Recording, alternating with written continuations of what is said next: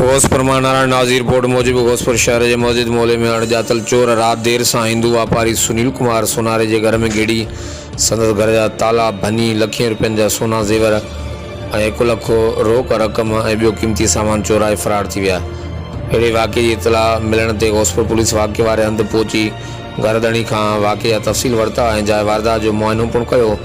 Police वाक़े जी NC दाख़िल करे वधीक जांच शुरू कर ॾिनी आहे। ॿिए पासे घरदणी जे वॾे भाउ Yogesh Sonare JTN web news के ॿुधायो त मुंहिंजे भाउ जो सहुरो फोत थी वियो, जंहिं करे हू फैमिली समेत कंदकोट वियल हो।